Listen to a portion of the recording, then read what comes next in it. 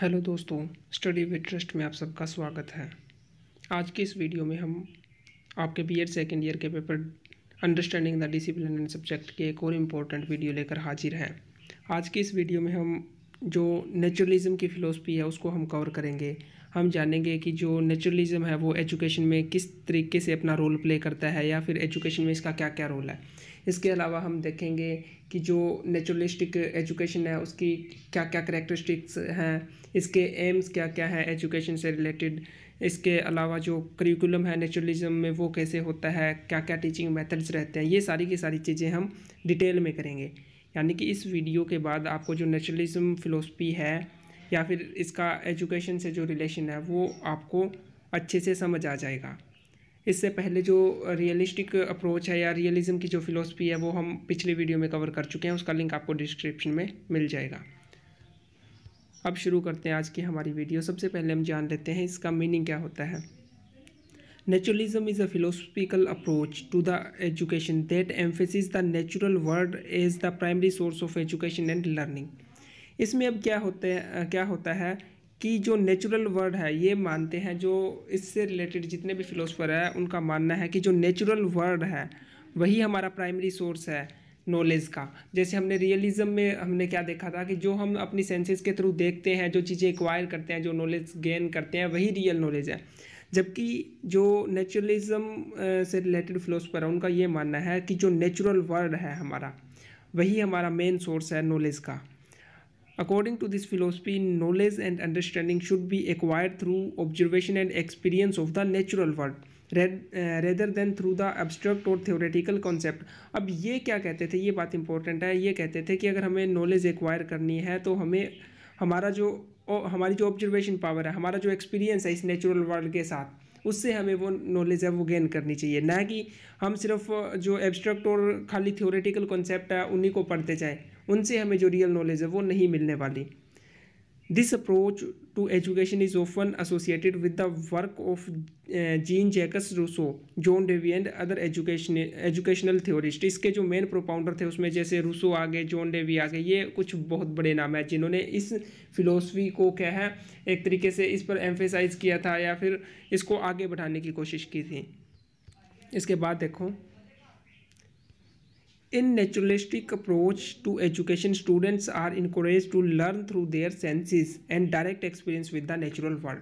अब ये किस बात पर एम्फेसिस करते हैं कि जो कोई भी स्टूडेंट है या कोई भी पर्सन है वो अपनी सेंसेस का यूज़ करके और जो उसका डायरेक्ट एक्सपीरियंस है इस नेचुरल वर्ल्ड के साथ, उसी से वो नॉलेज गेन करे, उसी से वो क्या है नई चीज़ें सीखे। इस चीज़ पर ये फोकस करती है, एम्फेसिस करती है।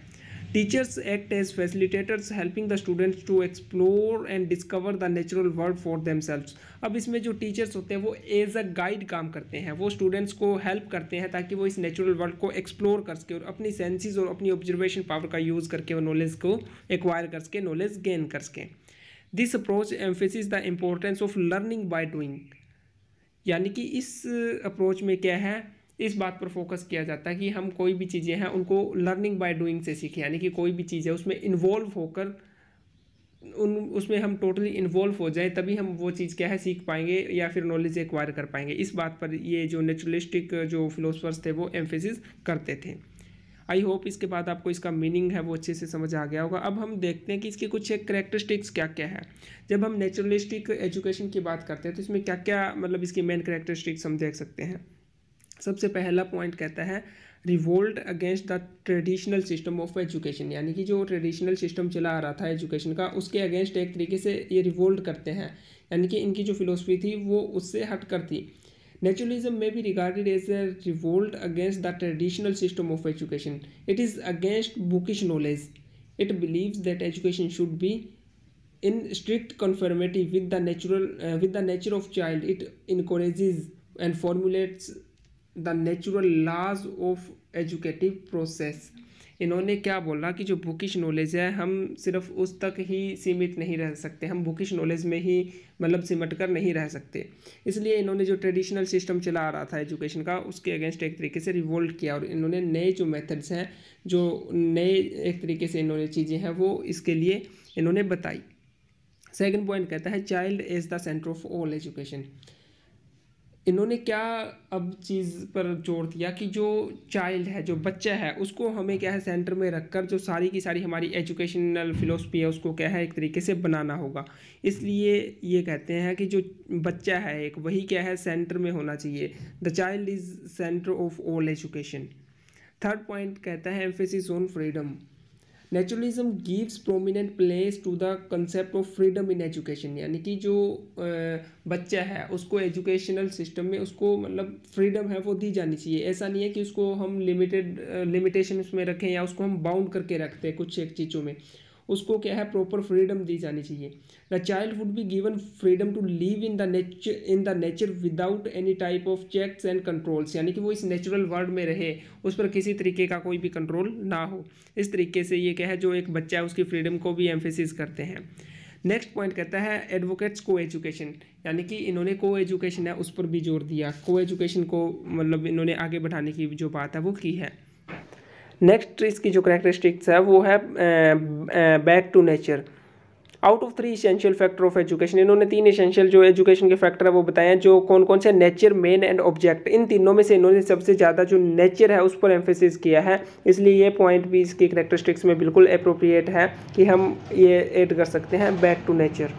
इसके बाद अगर हम नेक्स्ट पॉइंट की बात करें तो ये कहता है ओपोजिशन टू बुकिश नॉलेज। ये आप पढ़ चुके हैं, जो फर्स्ट पॉइंट किया था रिवोल्ट अगेंस्ट ट्रेडिशनल सिस्टम, उसी से रिलेटेड है। इन्होंने जो बुकिश नॉलेज है उसको अपोज किया था एक तरीके से। और इसके बाद इसकी जो मेन एक और करेक्टरिस्टिक है वो आप कह सकते हैं कि जो प्रोग्रेसिव एजुकेशन है इस पर इन्होंने जोर दिया। जो प्रोग्रेसिव एजुकेशन है इसको इन्होंने एक तरीके से लागू करने की जो करिकुलम है वो उसी के अकॉर्डिंग इन्होंने क्या है एक तरीके से तैयार करने पर जोर दिया। तो ये कुछ एक मेन करेक्टरिस्टिक्स है जो हम नेचुरलिस्टिक जो एजुकेशन है उसमें हम ऐड कर सकते हैं। अगर ये क्वेश्चन आता है तो उसमें आप ये सारे के सारे पॉइंट ऐड कर सकते हो। अच्छा, एक और रह गया इसके बाद, इसकी जब हम करेक्टरिस्टिक्स की बात करते हैं तो एक और है जो पॉइंट इसमें आप बिल्कुल अच्छे से ऐड करोगे, जो इंपॉर्टेंट पॉइंट भी है। Emphasis on the training of senses. इनका ये मानना था कि हम नेचुरल वर्ल्ड में हमारी सेंसेस का यूज़ करके, हमारी डायरेक्ट ऑब्जर्वेशन का यूज़ करके क्या है नॉलेज गेन करते हैं, नॉलेज एक्वायर करते हैं। इसलिए इन्होंने इस बात पर जोर दिया कि जो हमारी सेंसेस है उनकी क्या है अच्छे से ट्रेनिंग होनी चाहिए एक तरीके से, ताकि हम और बेहतर तरीके से इस जो नेचुरल वर्ल्ड है इसमें इन्वॉल्व हो पाएँ, इसको समझ पाएँ। तो ये पॉइंट भी आप इसमें ज़रूर ऐड करोगे। इसके बाद हम बात करते हैं कि जो इन्होंने एजुकेशन के एम्स बताए थे वो क्या क्या थे। इनके अकॉर्डिंग भी एजुकेशन है उसके मेन जो एम है वो क्या क्या हो सकते थे। फर्स्ट पॉइंट है डेवलपमेंट ऑफ इंडिविजुअलिटी, यानी कि जो इंडिविजुअलिटी है उस पर इन्होंने फोकस किया। सेकंड है to achieve the social progress. इनका ये मानना था कि एजुकेशन के थ्रू हम क्या है जो हमारी सोशल प्रोग्रेस है उसको अचीव कर सकते हैं।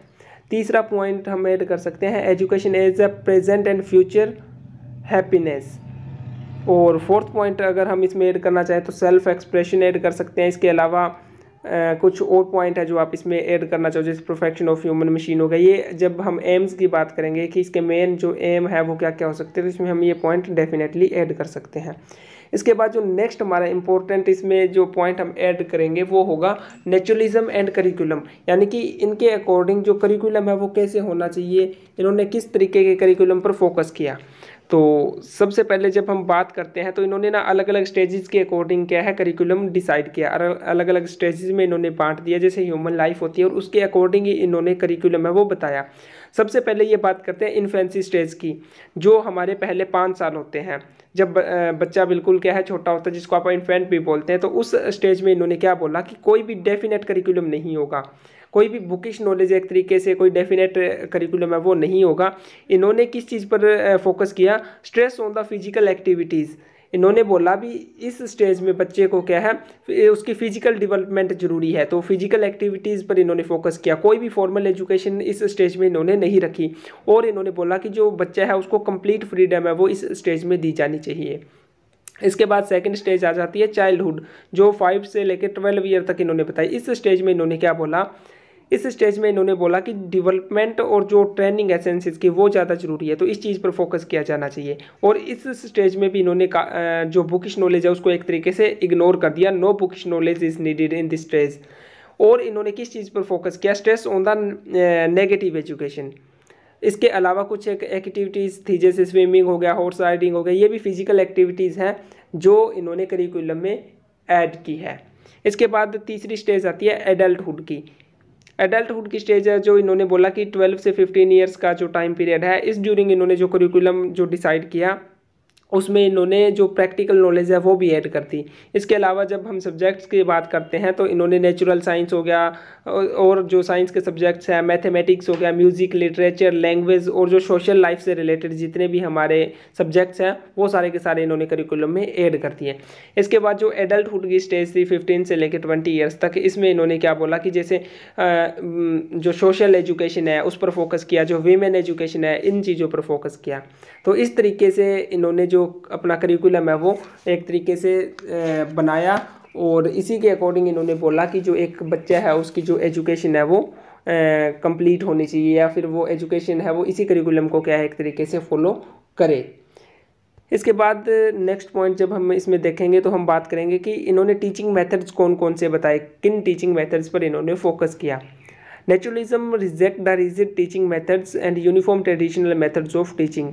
इन्होंने जो मतलब जो ट्रेडिशनल टीचिंग मेथड्स थे उनको एक तरीके से रिजेक्ट कर दिया। ये बात हमने पहले भी देखी थी कि इन्होंने जो ट्रेडिशनल एजुकेशन थी उसको भी रिजेक्ट किया था, जैसे बुकिश नॉलेज होगी।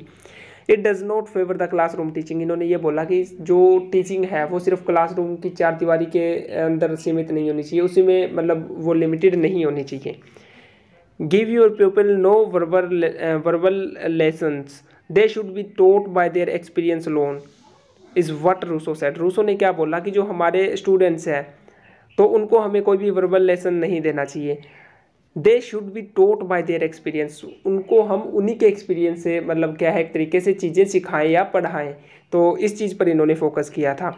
It Lay's emphasis on the learning by doing, जो सबसे बड़ी बात है इसमें।